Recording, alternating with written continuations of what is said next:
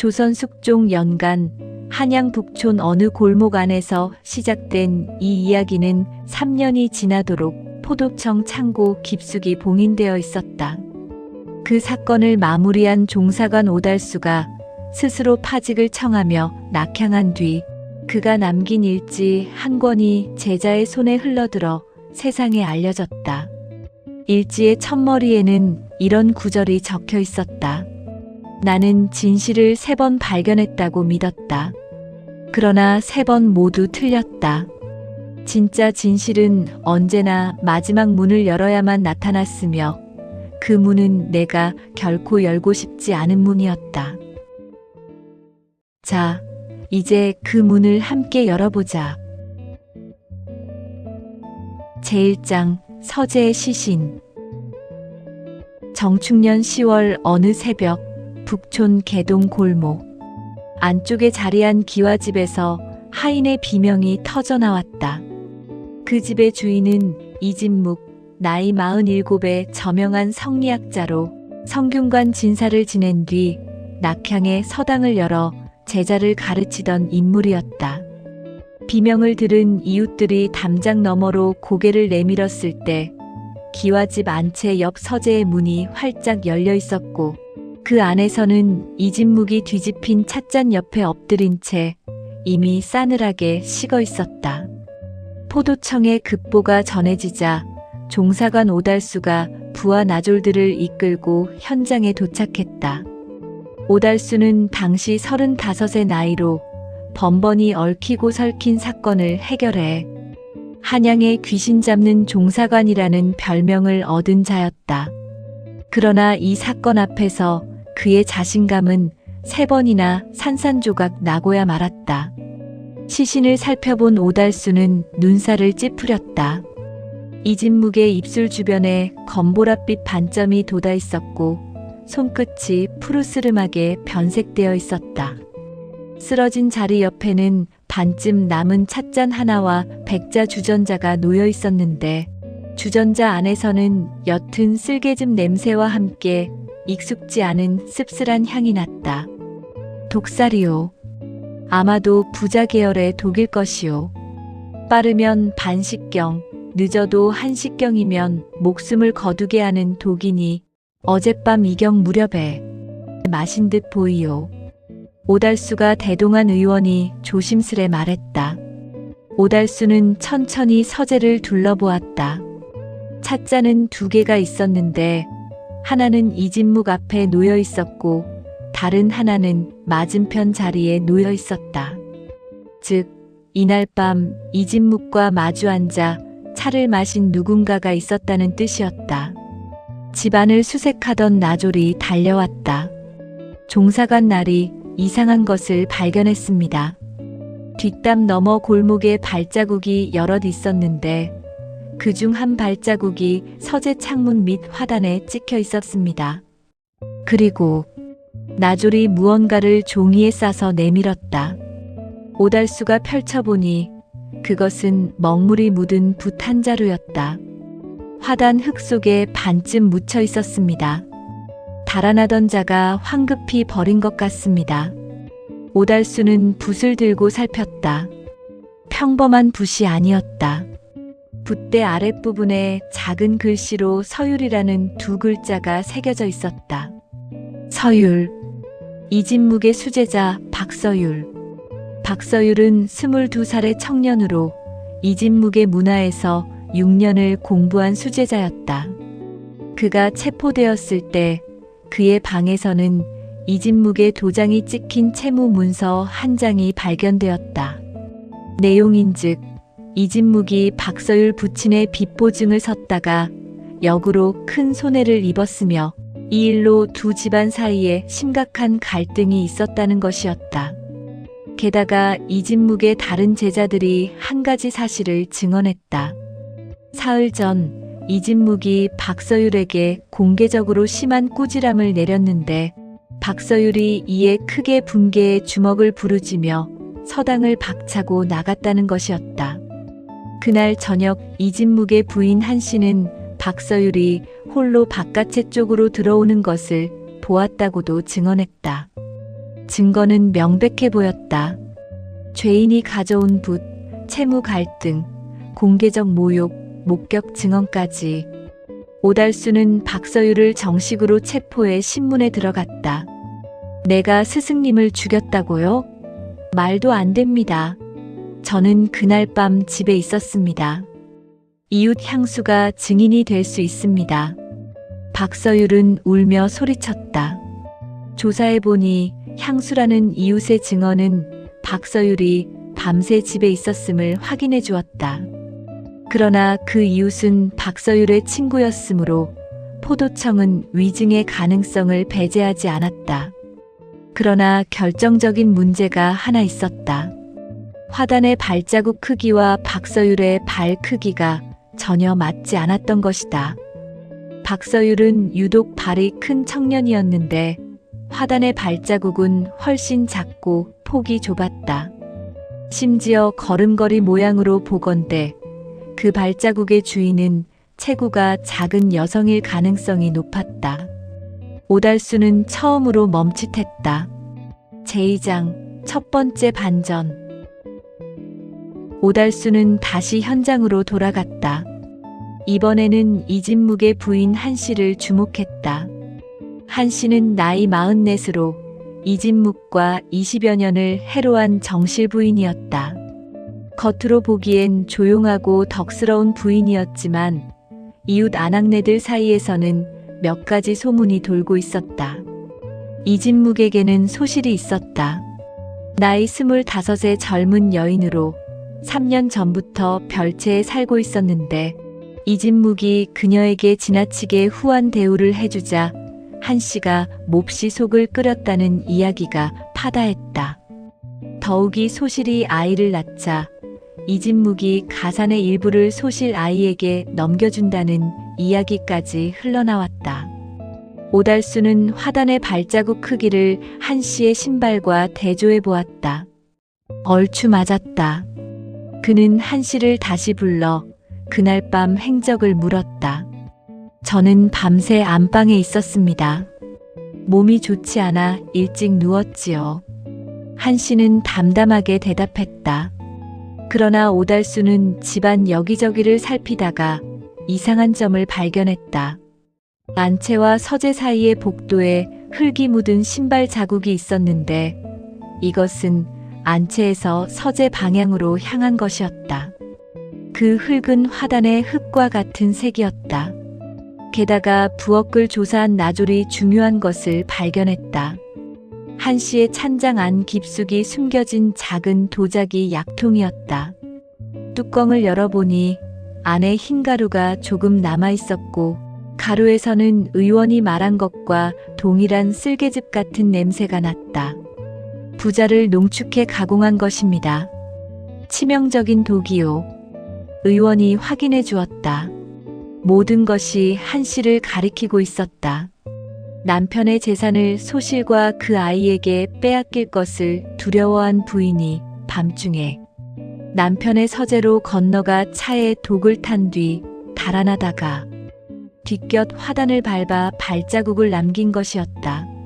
한씨는 체포되었다. 그녀는 한사코 부인했지만 증거가 너무도 명확했다. 포도청에서는 이 사건이 해결되었다고 보았다. 박서율은 무혐의로 풀려났고 한씨는 신문을 기다리게 되었다. 그런데 바로 그날 저녁 오달수의 처소에 밤손님이 하나 찾아왔다. 제3장 독을 넣은 자는 따로 있었다. 밤손님은 이진묵의 먼 친척이라고 자신을 소개한 중년 사내였다. 이름은 밝히지 않았지만 오달수를 독대하겠다고 고집하며 아무도 없는 자리에서 봉투 하나를 내밀었다. 종사관 날이 한씨 부인은 억울합니다. 진짜 범인은 따로 있습니다. 봉투 안에는 짧은 편지 한 통이 들어있었다. 오달수가 펼쳐보니 그것은 이진묵이 죽기 나흘 전에 쓴 것으로 보이는 글이었다. 최양재가 나를 죽이려 한다. 그는 내가 알고 있는 비밀 때문에 나를 두려워하고 있다. 내가 이 글을 쓸 무렵 아직 살아있다면 다행이겠으나 만약 내가 갑자기 세상을 뜬다면 그것은 결코 자연사가 아니다. 최양재. 그는 한성부 판관의 직위에 있는 관리였다. 이진묵과는 30년 직이라고 알려진 인물이었다. 밤손님은 돌아갔고 오달수는 잠을 이루지 못한 채 생각에 잠겼다. 이튿날 아침 일찍 그는 약통에 든 독의 출처를 뒤쫓기 시작했다. 약재를 취급하는 상인들을 샅샅이 뒤지자 마침내 한 약방에서 증언이 나왔다. 부자를 가공한 독약을 구해간 사람이 있었습니다. 석 달 전의 일입니다. 양반 차림의 중년 남자로 얼굴이 통통하고 왼쪽 볼에 작은 점이 있었습니다. 그 인상착의는 한씨 부인과는 전혀 맞지 않았다. 오달수는 곧장 최양재의 행적을 조사했다. 그리고 놀라운 사실을 발견했다. 사건 당일 밤 최양재가 이진묵의 집 근처를 지나갔다는 목격담이 2건이나 있었던 것이다.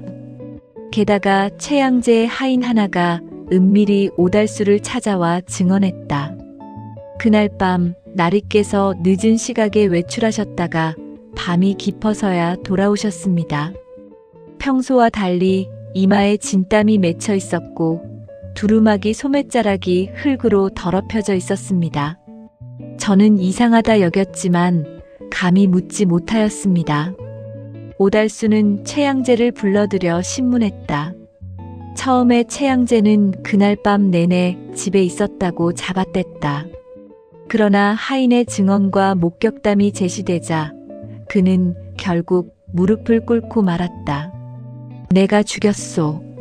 이진묵이 나를 협박하고 있었소. 어찌할 수 없었소. 최양재의 자백으로 한씨 부인은 석방되었다. 한씨는 하옥 중에 몰래 약통을 찬장 안에 숨겨두었다고 자백한 셈인가? 아니었다. 결국 그 약통은 최양재의 하인이 한씨를 엮기 위해 몰래 갖다 놓은 것임이 밝혀졌다. 주인을 살인범으로 몰릴 것을 두려워한 하인이 자신의 판단으로 한씨에게 죄를 뒤집어 씌우려 했던 것이었다. 사건이 또 한 번 뒤집혔다. 범인은 최양재, 동기는 협박. 그런데 오달수는 이상했다. 너무 쉽게 해결되었다. 30년 지기를 죽여야 할 만큼의 협박이란 무엇이었나? 그리고 이진묵은 과연 어떤 비밀을 알고 있었는가? 제사장, 피해자는 피해자가 아니었다. 오달수는 최양재를 더욱 깊이 신문했다. 최양재는 처음에 이진묵이 자신의 부정부패 사실을 알고 있어 입막음을 위해 죽였다는 단순한 대답을 반복했다. 하지만 오달수는 그 말을 곧이곧대로 믿지 않았다. 부정부패 때문에 30년 벗을 죽이는 사람이 있는가? 그 정도 비밀이라면 다른 방법도 있을 것이었다. 오달수는 방향을 바꿔 이진묵의 과거를 파헤치기 시작했다. 이진묵의 호적을 조사하고 그가 자라난 충청도 고향 마을로 사람을 보냈다. 그리고 열흘 후 파견된 나졸이 충청도에서 기이한 보고를 가져왔다. 날이 놀라운 일이 있습니다. 충청도 청주 이씨 가문에서는 이진묵이란 이름의 사람을 기억하고 있었습니다. 그런데 그 마을 어른들의 말에 따르면 진짜 이진묵은 32년 전에 이미 죽었다고 합니다. 오달수는 숨이 멎는 것 같았다. 32년 전? 예. 진짜 이진묵은 당시 15살이었는데 여행 중에 강도를 만나 숨진 것으로 전해집니다. 그런데 이상한 것은 그 이후에 한양에 나타난 이진묵이 가문에 편지를 보내며 살아있음을 알렸고 가문에서도 별다른 의심 없이 그를 받아들였다고 합니다. 오달수는 청주로 직접 내려가 더 깊이 파헤쳤다. 진상은 충격적이었다. 32년 전 이진묵이 15살의 나이로 한양을 향해 유학길에 올랐을 때 그는 동행인 하나를 데리고 있었다. 그 동행인은 가난한 평민의 자식으로 이진묵보다 2살 아래인 13살의 소년이었다. 소년의 이름은 여였다. 이진묵 댁에서 부리던 노비의 아들이었다. 그 여정 중에 일이 벌어졌다. 진짜 이진묵이 강도들에게 피살된 것은 사실이었다. 그런데 강도들은 이진묵만 죽인 것이 아니었다. 그 자리에 있던 어린 노비 소년여도 죽을 위기에 처했으나 기적적으로 살아남았다. 그리고 그는 놀라운 결심을 했다. 자신이 이진묵이 되기로 한 것이었다. 가난한 노비의 아들로 평생을 살아야 할 운명 앞에서 죽은 주인의 신분을 훔치기로 결심한 것이었다. 그는 이진묵과 함께 지내며 그의 말투, 버릇, 가문의 내력, 서울집 주소까지 모두 외우고 있었다. 진짜 이진묵의 시신은 강도들이 버려두고 간 터라 금방 발견되었지만 신원을 확인할 방법이 마땅찮았다. 가짜 이진묵은 그렇게 32년을 살았다. 선비로서, 진사로서, 서당의 스승으로서 진짜 이진묵의 자리를 채워가며. 그러나 최양재는 알고 있었다. 최양재는 젊은 시절 그 여정에 동행했던 또 다른 사람이었다. 그는 진짜 이진묵이 죽는 것을 목격했고 어린 노비 소년여가 이진묵을 사칭하는 것도 알고 있었다. 처음에는 사실을 폭로하려 했지만 어린 소년의 간곡한 애원에 잠시 머뭇거리다가 세월이 흐르면서 그것이 오히려 자신의 약점이 되고 말았다.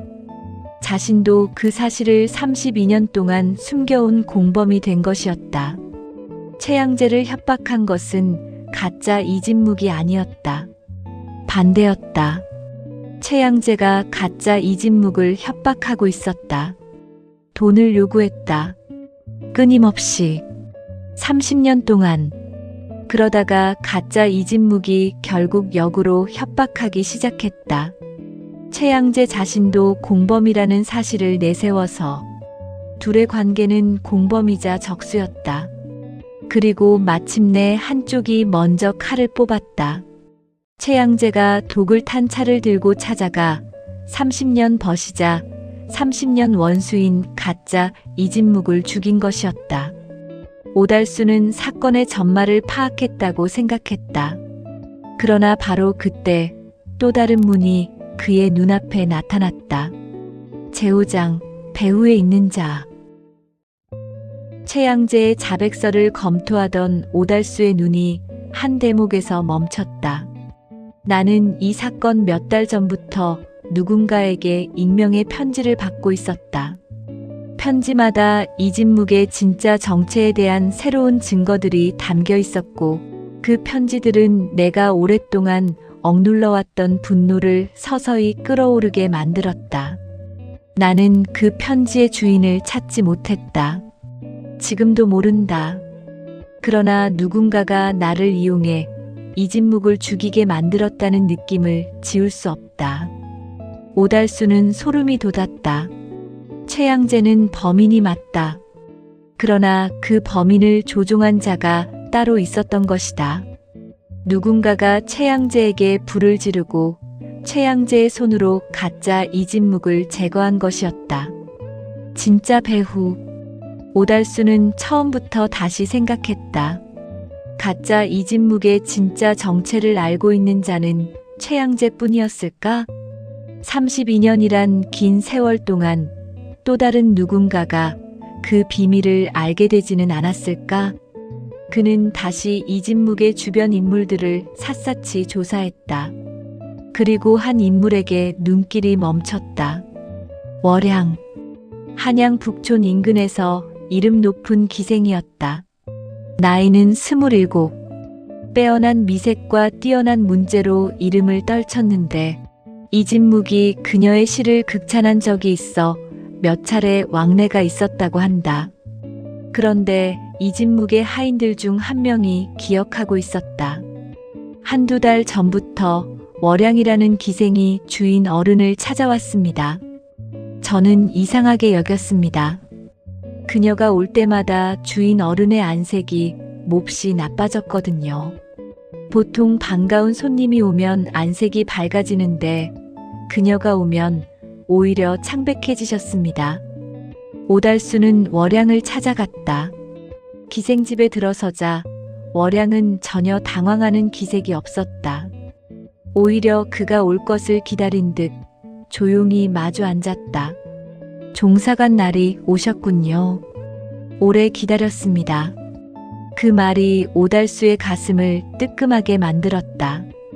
오달수는 단도직입적으로 물었다. 최양재에게 편지를 보낸 것이 당신이요? 월양은 잠시 침묵하다가 고개를 끄덕였다. 예. 이유가 무엇이오? 월양의 눈에 눈물이 맺혔다. 그러나 그 눈물은 슬픔의 눈물이 아니었다. 오래된 분노가 녹아내리는 눈물이었다. 저는 진짜 이진묵의 딸입니다. 오달수는 한동안 말을 잇지 못했다. 월양이 천천히 이야기를 풀어나갔다. 32년 전 진짜 이진묵이 죽었을 때 그에게는 만삭의 아내가 있었다. 이진묵이 유학길에 오른 직후 태어난 딸이 바로 월양이었다. 그러나 아버지가 돌아오지 않자 이진묵의 아내는 일찍 세상을 떴고 갓난아이는 친척집을 전전하다가 끝내 몸을 팔아야 하는 신세가 되었다. 월양이 자신의 아버지가 누구인지 알게 된 것은 10살 무렵이었다. 늙은 친척 할미에게서 들은 이야기였다. 아버지는 훌륭한 선비였다고. 그런데 어느 날 갑자기 여행 중에 죽었다고.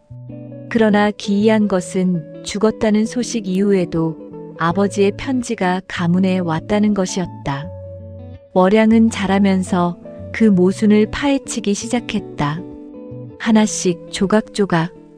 한양에 올라와 기생이 된 뒤 그 신분을 이용해 온갖 양반가의 이야기를 귀동냥하면서 마침내 진상에 가까워졌다.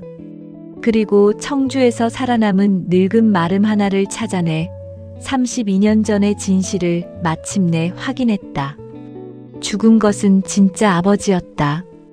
그 자리를 차지한 것은 아버지의 노비 아들이었다. 월양의 분노는 30년이 넘은 분노였다. 그 분노는 말랐다가 다시 차오르기를 반복하며 결코 식지 않았다.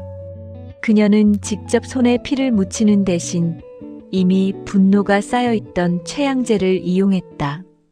편지 하나하나에 증거를 담아보내며 최양재의 분노를 조금씩 끌어올렸다. 마치 아궁이에 장작을 한 개씩 더하듯 오달수가 엄중하게 말했다. 당신이 최양재를 이용해 사람을 죽이게 만들었소. 그것도 살인이요. 그러나 월양은 눈을 내리깔지 않았다. 저도 압니다. 그래서 나리를 기다렸습니다. 받아야 할 벌을 받겠습니다. 단 하나만 부탁드립니다. 무엇이오? 제 아버지의 이름이 그 가짜 사내의 비석에 새겨진 채로 남지 않게 해주십시오. 진짜 이진묵이 누구였는지 세상이 알게 해주십시오. 오달수는 한참 동안 말이 없었다. 그는 월양을 체포해야 했다. 법이 그것을 요구했다. 그러나 30년이 넘도록 아버지의 억울함을 혼자 품어온 여인 앞에서 그는 손이 무거웠다. 그는 체포 명령서를 작성했다. 그러나 그 명령서에 도장을 찍기 직전 마지막으로 한 가지를 확인하기 위해 자리에서 일어섰다. 그것은 직업적 습관에 가까운 것이었다. 오달수는 언제나 사건의 마지막 끄트머리를 확인하고야 멈추는 성격이었다. 그 확인이 그를 다시 한번 흔들어 놓을 줄은 그 자신도 몰랐다. 제6장 진실은 가장 가까운 곳에 있었다. 오달수가 확인하고자 한 것은 하나였다. 가짜 이진묵, 즉 진짜 이름이 여였던 그 사내. 그가 32년 전 노비의 자식으로 살았을 때 그의 가족은 어찌 되었는가? 오달수가 청주로 다시 내려가 조사하자 늙은 마름이 기억 속에서 꺼낸 이야기는 뜻밖이었다. 32년 전 이진묵댁 노비였던 여의 아버지는 그가 한양으로 떠난 이후 곧 세상을 떴다. 그런데 그 어머니에게는 여 말고도 자식이 하나 더 있었다. 여보다 2살 위였고 이름은 달이었다. 그 어머니와 달은 여가 사라진 이후에도 한동안 청주에 살다가 흉년이 들자 한양으로 올라왔다. 오달수는 심장이 조여드는 느낌을 받았다. 그 달이라는 사람 어찌 되었습니까?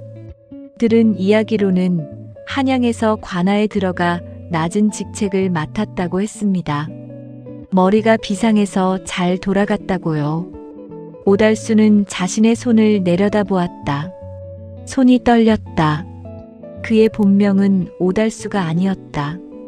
달수. 달에서 비롯된 이름. 그는 자신이 노비의 아들이라는 것을 알고 있었다. 그러나 어머니가 돌아가시기 전에 그녀는 한 가지 비밀을 아들에게 전해주었다. 너에게는 동생이 있다. 그 동생은 지금 세상에서 다른 이름으로 살고 있다. 너는 절대 그 아이를 찾아서도 안 되고 찾아서 해쳐서도 안 된다. 그 아이는 살아남기 위해 그랬을 뿐이다. 오달수는 성인이 되어 관아에 들어갔다. 명미남으로 종사관 자리까지 올랐다. 그리고 어느 날 개동의 선비 이진묵이라는 이름을 처음 들었을 때 이유 모를 낯익음을 느꼈다. 그러나 그것이 자신의 동생일 수도 있다는 사실은 끝내 직면하지 않으려 했다. 그는 이 사건을 막기 전에 이미 알고 있었다. 희미하게, 무의식의 언저리에서. 그것이 그가 이 사건에 유독 집착한 이유였다. 그것이 그가 사건이 해결된 것처럼 보였을 때에도 계속 파고들었던 이유였다. 오달수는 자신이 동생의 죽음을 수사하고 있었던 것이었다. 오달수는 청주의 마름 앞에 한참 서 있었다. 그러다가 조용히 물었다. 달이라는 그 아이의 어머니 이름이 무엇이었습니까? 분이라고 하였습니다. 오달수의 어머니 이름이었다. 그는 그날 밤 청주의 객주집에서 홀로 술을 마셨다. 얼마를 마셨는지 알 수 없었다. 그는 이틀 뒤 한양으로 돌아와 아무런 내색 없이 사건을 마무리 지었다. 최양재는 판결을 받아 유배에 처해졌고 월양은 공범 혐의로 신문을 받았으나 오달수의 최종 보고서에서 그녀의 역할은 극히 축소되어 있었다. 법적으로는 정황 증인에 머물렀다. 그리고 오달수는 포도청에 파직을 청했다. 상관들은 이유를 물었고 그는 짧게 대답했다. 몸이 좋지 않습니다. 낙향한 오달수는 다시는 한양으로 돌아오지 않았다. 그러나 그가 떠나기 전 이진묵의 묘소 앞에 이름 모를 돌 하나가 놓였다는 이야기가 전해진다. 돌에는 아무 글씨도 없었다. 그저 돌 하나만. 사람들은 그 돌이 누가 놓았는지 궁금해했다. 오달수가 놓았다는 말도 있었고 월양이 놓았다는 말도 있었다. 혹자는 박서율이 스승을 그리워하며 놓았다고 했다. 그러나 한씨 부인은 가장 그럴듯한 말을 했다. 그 돌은 무덤 속 사람이 스스로 놓은 것입니다. 32년 동안 빌려 쓴 이름을 조용히 내려놓은 것이지요. 오달수의 일지 마지막 페이지에는 이런 구절이 있었다. 진실이란 무엇인가? 나는 이 사건에서 5개의 진실을 발견했다. 그러나 그 5개의 진실은 서로 모순되지 않는다. 모두 동시에 참이다. 박서율은 억울했고 한씨 부인은 억울했고 최양재는 30년 동안 공범으로 살았고 가짜 이진묵은 생존을 위해 삶을 훔쳤고 월양은 아버지를 되찾으려 했고 나는 알면서도 모른 척했다. 세상에서 가장 무서운 살인은 칼이나 도구로 하는 살인이 아니다. 한 사람의 이름을 지워버리는 살인이다. 32년 전 진짜 이진묵은 강도의 칼에 죽은 것이 아니었다. 그의 이름이 다른 사람에게 넘어간 순간 그는 두 번째로 죽은 것이었다. 나는 동생을 형으로서 체포할 수 없었다. 그러나 그를 용서할 수도 없었다. 그래서 나는 떠났다. 이것이 나의 죄다. 오달수의 일지는 거기서 끝난다. 그 뒤로 그가 어떻게 살았는지, 어디서 생을 마쳤는지는 아무도 모른다. 다만 한 가지 이야기가 전해진다. 낙향한 뒤 수년이 지나 어느 시골 서당에서 나이든 훈장이 아이들을 가르쳤는데 그 훈장의 눈매가 묘하게 전임 종사관 오달수를 닮았다고 했다. 그 훈장의 이름을 묻자 그는 이렇게 대답했다고 한다. 이름이 무슨 소용이겠냐? 그냥 선생이라 부르거라. 그리고 월양은 어떻게 되었는가? 그녀는 공범 혐의에서 가까스로 벗어난 뒤 기생생활을 접고 청주로 내려갔다. 진짜 이진묵의 묘소를 찾아 비석을 새로 세웠다는 이야기가 있다. 그 비석에는 이렇게 새겨져 있었다고 한다.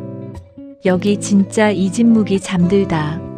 32년이 늦었지만 이제야 제 이름을 돌려봤다. 본 작품은 조선 숙종 연간을 배경으로 창작된 픽션입니다. 실제 역사적 사건 및 인물과는 관계가 없습니다.